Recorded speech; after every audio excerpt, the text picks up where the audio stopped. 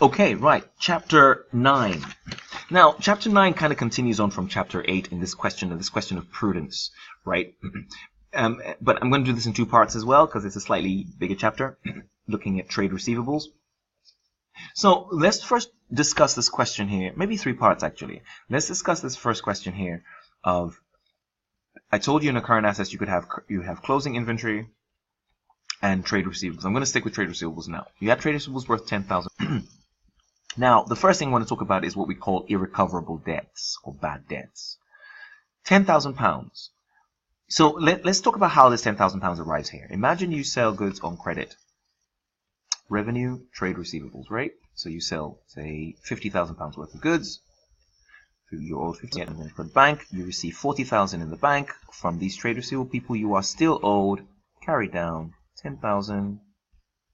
At the end of the year, brought down 10,000, right? You have 50,000 here, 50,000 here. Remember, these numbers are actually relevant. The key issue is they brought down and they carried down. So you have 10,000 at the end. That's why we have 10,000 here. What we're saying when we have 10,000 here to users is that we believe there's some people we sold goods to some time ago who still owe us and we expect to get the money. That's what this is saying when you look at this in your statement of financial position.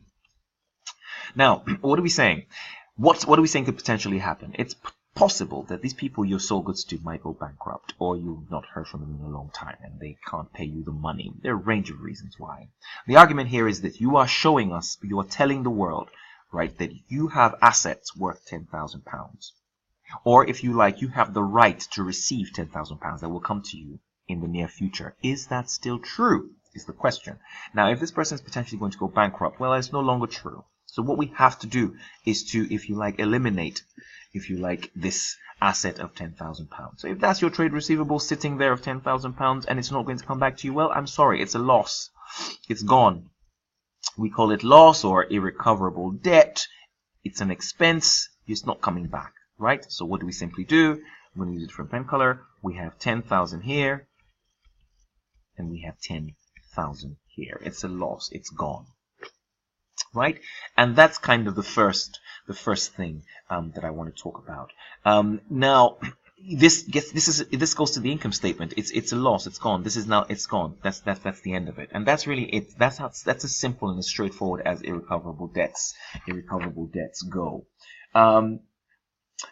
And I think that's what I'm going to do. I think that's what I'm going to do this in three parts, as I say, and then just because they are slightly different things. So this is going to be a really short video. So I'll just call this part 1 of chapter 9, and then I'll talk about doubtful debts in the next video. So you have a clear mind when it comes to looking at these. Okay, great stuff. See you in the next short video.